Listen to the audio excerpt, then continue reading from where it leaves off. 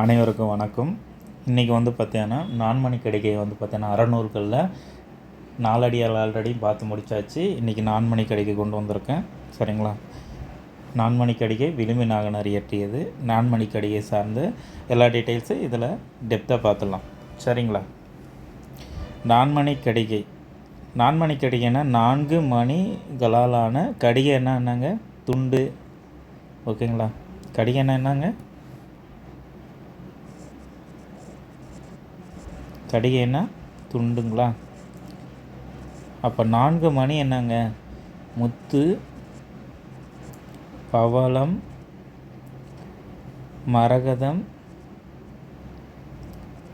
மாணிக்கமா? இந்த 4 ஆபரணங்கள் பார்த்தீங்கன்னா மணிகளால் ஆன ஆபரணங்கள். ஒவ்வொரு பாடலிலும் 4 அறக்கருத்துக்கள் கூறப்படுகிறது. சரிங்களா? இந்த 4 அறக்கருத்துக்கள் மனித வாழ்க்கைக்கு ஒளிர் செய்ய மணிகளாக விளங்குகின்றது அப்படின்றது கருத்துங்க. சரிங்களா? 4 மணிகள் கொண்ட அணிகலன் என்பதன் பொருள் நான்மணி கடிகை. ஓகேங்களா? ஒவ்வொரு பாட்டும் 4 அறக்கருத்துக்களை கொண்டது. கடிகைன்னா துண்டு. 4 மணிகள். ஓகேங்களா? பார்க்கலாமா? ஓகே. 4 மணிகள் துண்டுகள் இணைந்த மாலை. ஒவ்வொரு பாடலிலும் 4 கருத்துக்கள் பாடப்பட்டிருப்பதனால் நான்மணி கடிகை. ஓகேங்களா? ஆசிரியர் யாருன்னா விளிம்பி நாகனார். சமயம் பார்த்தீங்கன்னா இவர் வைணவங்க. ஓகேங்களா? இவருடைய இயற்பெயர் நாகனாராம். இவரோட ஊர் பேருனா விளிம்பியாம். இவருடைய காலம் 4ஆம் நூற்றாண்டு. இந்நூல் கடவுள் வாழ்த்து பாடல்கள் இரண்டும் திருமாலை பற்றி இருப்பதனால் இவர் வைணவ பிரிவு சேர்ந்ததாக இருக்கலாம் என்று வைணவ இலக்கியங்கள் கூறுகிறது. பெயரை நாயினார் என்று கூறுவதால் பல இடங்களில் சமய கருத்துக்களை கொண்டிருப்பதால் பொய்யாமை, கொல்லாமை, புலால் உள்நாமை என வலியுறுத்துவதால் இதன் ஆசிரியர் விளிம்பி நாகனார் ஒரு சமணர் அப்படின்றும் சொல்கிறாங்க. வைணவரும் சொல்கிறாங்க, சமணரும் சொல்கிறாங்க. ஏன்னா சமணத்துக்கு உரிய பண்புகள் கொல்லாமை இருக்கா, பொய்யாமை, புலால் உண்ணாமை இதெல்லாம் இருக்கிறதால இவர் சமணர் இருக்கலாம் அப்படின்றாங்க. நான்மணி கடிகை பார்த்தீங்கன்னா சமணருடைய இலக்கணம் அப்படின்னு இலக்கியம்ன்றது சொல்கிறாங்க. ஓகேங்களா? இது ஸ்கூல் புக் டேட்டா. 104 வெண்பாக்கள், 2 கடவுள் வாழ்த்து, மொத்தம் 106 பாடல்கள் இடம்பெற்றது நான்மணி கடிகை. சிறப்பு தொடர்கள்னு பார்த்தா இளமை பருவத்து கல்லாமை குற்றம். ஓகேங்களா? என்ன சொல்கிறாரு அப்படின்னா கல்லாமை குற்றம்ன்றார். இளமை பருவத்தில் கல்வி கற்காமல் இருப்பதும் குற்றமா? ஓகேங்களா? 2வது லைனில் என்ன சொல்ல இருக்காங்கன்னா வல்லன்மை குற்றம்னா என்னங்க? செல்வம் இல்லாத வறுமை காலத்தில் தானம் செய்தல் குற்றமா? இங்கிட்ட வறுமையில் இருக்குது, அப்போ தானம் செய்யறது அதுவும் குற்றம் தான் சொல்கிறாங்க. ஓகேங்களா? வளலன்மை குற்றம் சொல்கிறாங்க. வல்லநன்மை குற்றம். அடுத்து அறம் குற்றம் என்னன்னா தீய செயல்களை செய்வோருக்கு அறமே யமனாக மாறும் அப்படின்றது. அல்லவை செய்தால், தீமை செய்தால் அறம் குற்றம் அப்படின்றது சொல்கிறாங்க. இளமை பருவத்து கல்லாமை குற்றன்றது இது மோஸ்ட் இம்பார்ட்டண்டான 3 லைன். ஓகேங்களா? அடுத்த லைன் பார்க்கலாம். மனைக்கு விளக்கு மடவாள், அதாவது குடும்பத்திற்கு ஒளி தருபவள் பெண்ணு அப்படின்றது கொடுத்துருக்காங்க. குடும்பத்திற்கு ஒளி தருபவள் பெண் அப்படின்றது கொடுத்துருக்காங்க. ஓகேங்களா? நிலத்துக்கு அணி என்ப நெல்லும் கரும்புன்னா நிலத்திற்கு அழகு நெல் கரும்பா. குலத்துக்கு அழகு தாமரையாம். குலத்துக்கு அழகு தாமரை. கல்லாண்மை வேண்டுமென்றது என்னென்ன? அதாவது திருடக்கூடாது, அது பெரும் துன்பத்தை தரும் அப்படின்றது பார்த்தீங்கன்னா கல்லாமை கடிய வருதலால் அப்படின்றது கொடுத்துருக்காரு. அதாவது கல்லாமை வேண்டும் எதுக்கு சொல்கிறாருன்னா திருடக்கூடாதான், அது பெரும் துன்பத்தை தருமா. அந்த லைன் கொடுத்துருக்காங்க. யார் மட்டும் கொல்லாமை வேண்டும் பகைன்னா யாரிடம் பகை கொள்ளக்கூடாது, யாரிடமும் பகையாக பார்த்தோன்னா பகையால் போயிடக்கூடாது அப்படின்றது சொல்கிறாங்க. மழையின்றி மாநிலத்தாருக்கு இல்லை அப்படின்னா மழையின்றி உலக மக்களுக்கு வாழ்வே இல்லை. அப்போ உலக மக்களுக்கு வாழ்வு இல்லை அப்படின்றது மழையின்றி உலக மக்களுக்கு வாழ்வில்லை அப்படின்றத சொல்லியிருக்காங்க. அடுத்து கல்லாமை ஒருவருக்கு தம் வாய் சொற்கூற்றம் அப்படின்னு சொல்லியிருக்காங்க. என்ன சொல்லியிருக்காங்க அப்படின்னா கல்லாதவர் பேசும் சொல்லே அவருக்கு யமனாகும். தப்பாக பேசுவாங்க. அப்போ கல்லா ஒருவனுக்கு தம் வாய் சொற்குற்றம் அப்படின்றது மோஸ்ட் இம்பார்ட்டண்டான முக்கியமான லைனுங்க. சரிங்களா? அடுத்து பார்க்கலாம். புக் டேட்டா வந்து புக்கிலேருந்து கொஷின் கேட்பாங்க. 7வது புக்கு, பழைய புக்கு. மனைக்கு விளக்கம் மடவார். மடவாருக்கு தன்னை தகைசால் புதல்வராம். மனதுக்கினே காதல் புலவருக்கு கல்வியா. கல்விக்கு ஓதின் புகழ்சார் உணவு. நிறைய முறை கேட்டிருக்காங்க. ஓகேங்களா? பாடல் வரி எடுத்து கொடுத்துட்டு இந்த எந்த நூலில் இடம்பெற்றிருக்கிறது நிறைய முறை கேட்டிருக்காங்க. இது இம்பார்ட்டன்ட், பார்த்து வச்சுக்கோங்க. ஓகேங்களா? இந்த பாடல் இயற்றியவர் விளிம்பி நாகனார். இது நான்மணிக்கடிகை சார்ந்தது. என்ன சொல்கிறாங்கன்னா, குடும்பத்திற்கு விளக்குன்னு பெண்ணா. குடும்பத்திற்கு விளக்கு வந்து பார்த்தீங்கன்னா பெண்ணு. ஓகேங்களா? அந்த பெண்ணுக்கு விளக்கு வந்து பார்த்தீங்கன்னா அவள் பெற்ற பிள்ளையாம். அந்த பிள்ளைக்கு வந்து பார்த்தீங்கன்னா விளக்கு எதுன்னா, அந்த பிள்ளைக்கு விளக்கு எதுன்னா அன்புமிக்க கல்வியாம். ஓகேங்களா? அக்கல்வி விளக்காக அமையிறது வந்து அவங்கக்கிட்ட நல்ல எண்ணங்கள். புரியுதுங்களா? குடும்பத்துக்கு விளக்கு பெண்ணா, பெண்ணுக்கு விளக்கு பிள்ளையா, பிள்ளைக்கு விளக்கு கல்வியா, கல்விக்கு விளக்கு நல்லெண்ணங்கள் இருக்கிற நல்லெண்ணங்கள் இருக்குதா, அதுதான் வந்து அவங்களுடைய விளக்கு.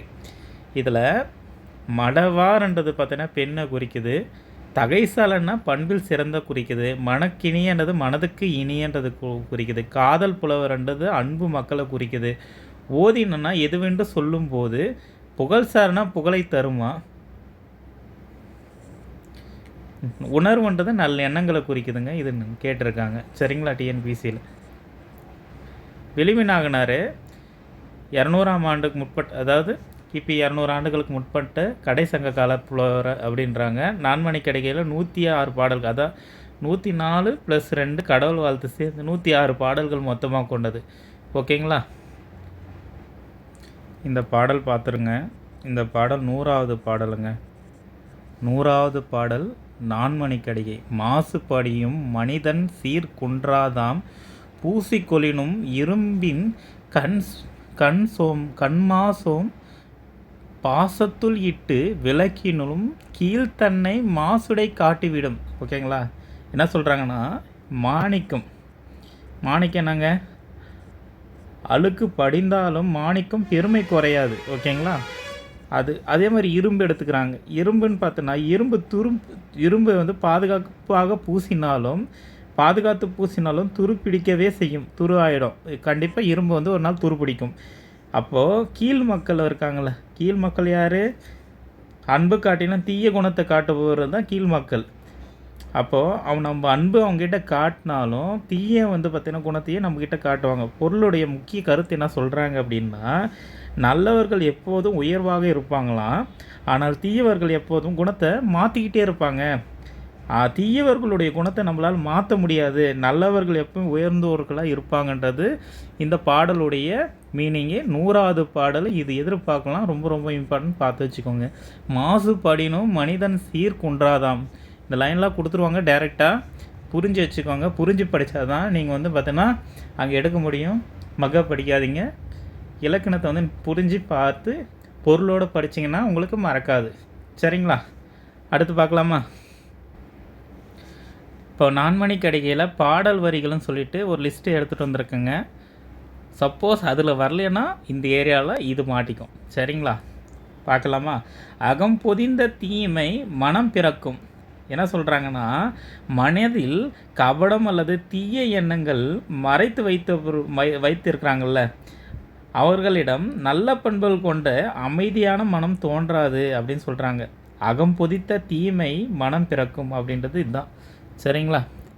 சிம்பிளாக சொல்லணுமானா, மனதில் கபடம் அல்லது தீய எண்ணங்களை மறைச்சி வச்சுருக்காங்கள்ல, அவங்க நல்ல பண்புகள் கொண்ட அமைதியான மனம் தோன்றவே தோன்றாது. என்றைக்கு இருந்தாலும் அது வந்து பார்த்திங்கன்னா ஓப்பன் ஆகிடும் அப்படின்றது. அவனுக்கு வந்து பார்த்திங்கன்னா தீய எண்ணம் கண்டிப்பாக வரும் அப்படின்றது சொல்கிறாங்க.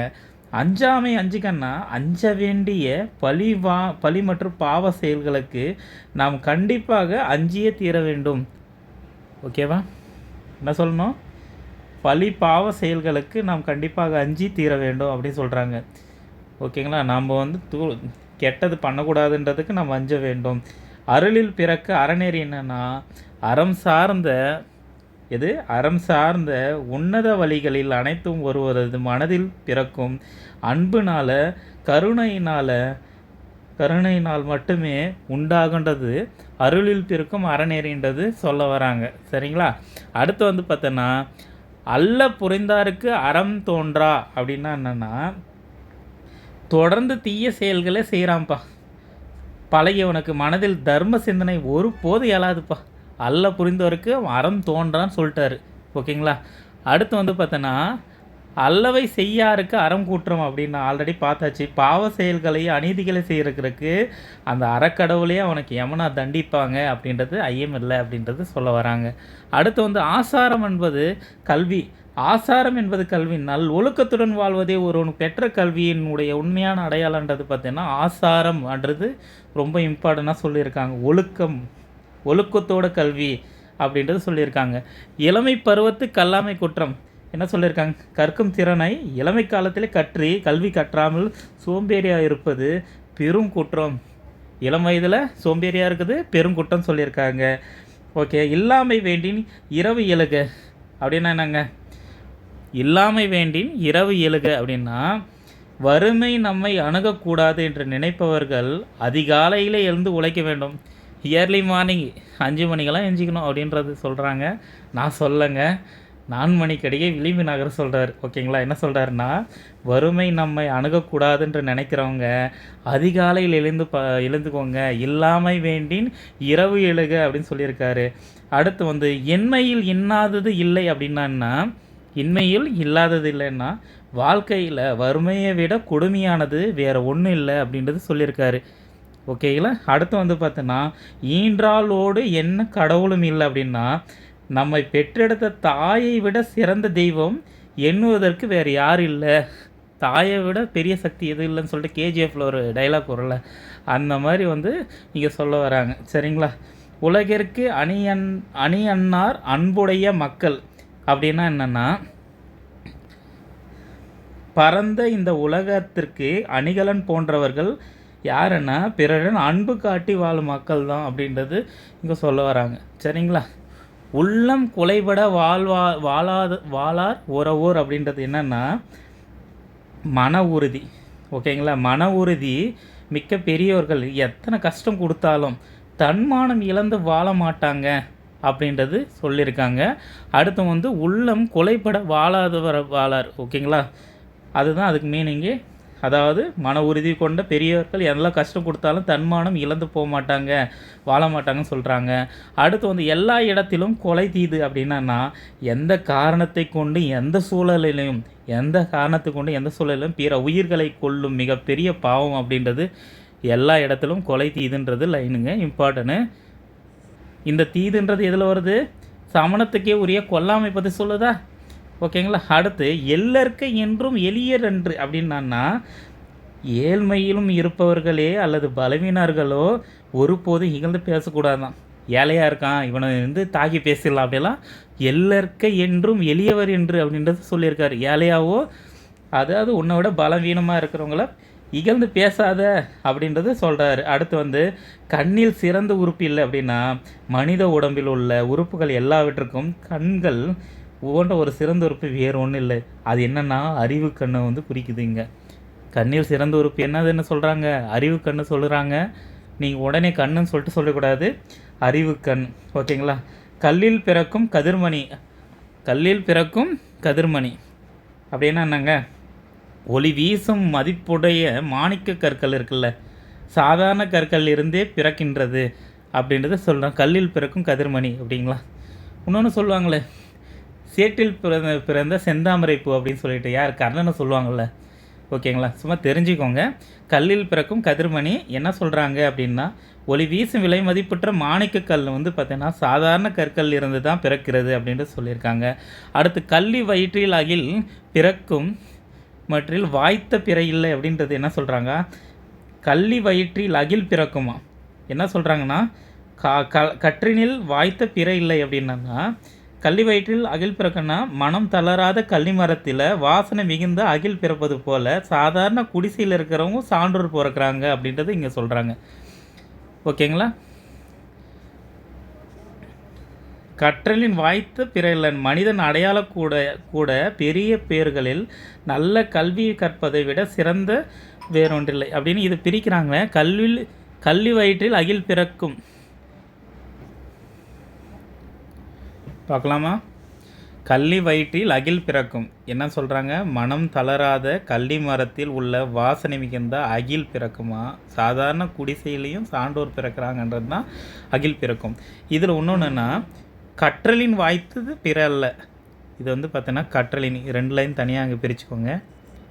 கற்றலின் வாய்த்த பிற இல்லை அப்படின்னா மனிதன் அடையக்கூடிய பெருமை பேர்களில் நல்ல கல்வி கற்பதை விட சிறந்தது ஒன்றும் இல்லை, கல்வியை விட சிறந்தது ஒன்றும் இல்லை அப்படின்றது சொல்கிறாங்க. கொண்டாடினின் சிறந்த கேளிர் பிறலில் அப்படின்னா பெண்கள் தங்களை பாதுகாக்கும் கணவனை விட சிறந்த உற்றார் எவரும் இல்லை அப்படின்றாங்க. ஓகேங்களா? பெண்கள் தங்களை பாதுகாக்கும் கணவனை விட சிறந்த உற்றார் யாரும் இல்லை அப்படின்றது இங்கே சொல்லியிருக்காங்க. பெண்களுக்கு வந்து பார்த்தீங்கன்னா கணவன் தான் வந்து சேஃப் கார்டுன்றது இங்கே சொல்லியிருக்காங்க, பார்த்து வச்சுக்கோங்க. கோல் நோக்கி வாழும் குடியெல்லாம். ஓகேங்களா? கோல் நோக்கி வாழும் குடியெல்லாம்னா நாட்டு மக்கள் அனைவரும் அரசின் நேர்மையான செங்கோல் ஆட்சியை நம்பி வாழ்கின்றாங்க. குடியெல்லாம்னா கோல் நோக்கினா செங்கோல். ஓகேங்களா? அடுத்து தன்னாடு செல்வது அறம் வேண்டி அறம் செய்க அப்படின்றது என்னென்னா மரணத்திற்கு பின்ன நம்முடன் வருவது நம்ம செய்கிற புண்ணியம் மட்டுமே. எனவே வாழும்போதே தர்மம் செய்யுங்க அப்படின்றது ரொம்ப ரொம்ப இம்பார்ட்டனுங்க. தன்னோடு செல்வது வேண்டி அறம் செய்க அப்படின்றது ரொம்ப இம்பார்ட்டனுங்க. நீங்கள் என்ன மரணத்துக்கு பின்னாடி உங்க கூட என்ன வரப்போகுது? தர்மம் மட்டும்தான் வரப்போகுது. மகாபாரதத்தில் கடைசியாக வந்து தர்மர் மட்டும்தான் வந்து பார்த்தீங்கன்னா தர்மர் கூட ஒரு நாய், அவங்க 2 பேரும் தான் வந்து பார்த்தீங்கன்னா சொர்க்கலோகத்துக்கு போனாங்கன்றது கதை. சரிங்களா? அது கற்பனை கதை. யார் அறிவால் நல்லால் குடிப்பணி என்னென்னா உயர்ந்த குணமுடைய உத்தமர்கள் எந்த குடும்பத்தில் பிறந்தாலும் யாராலும் முன்கூட்டியே அறிய முடியாது. ஓகேங்களா? இவன் வந்து பார்த்தீங்கன்னா பணக்கார வீட்டில், ஆனால் இவன் நல்லவன் தான் அப்படின்னு சொல்லிட்டு பிறந்த இடத்த வச்சு சொல்லக்கூடாது. ஓகேங்களா? உயர்ந்த குணமுடைய உத்தமர்கள் எந்த குடும்பத்தில் பிறப்பார்கள் என்பதை யாராலும் முன்கூட்டியே சொல்ல முடியாதுன்றது சொல்லியிருக்காங்க. மடவை கெடுவார் கண்ணிற்கும் அப்படின்னா என்னங்க? ஒருவன் அழிய போகின்றான் என்பதை அடையாளம் அவனிடம் குடிக்கொள்ளும் மிதமிஞ்சிய சோம்பல். ஓகேங்களா? சோம்பேறியாக இருந்தால் அவன் வந்து சீக்கிரமாக அழிய போகிறான்றது சொல்ல வராங்க. ஓகேங்களா? ஒருவன் அழிய போகிறான் என்பதன் அடையாளம் அவன் மிதமிஞ்சிய சோம்பல்னு சொல்கிறாங்க. தெரிஞ்சு வச்சுக்கோங்க. வெல்வது வேண்டின் வெகுளி விடல் அப்படின்னா வாழ்க்கையில் வெற்றி பெற வேண்டும் என்று நினைக்கிறவங்க ஃபஸ்ட்டு கோபத்தை, வெகுளி என்னென்னங்க? கோபத்தை விட்டுடுங்க அப்படின்றாங்க. ஓகேங்களா?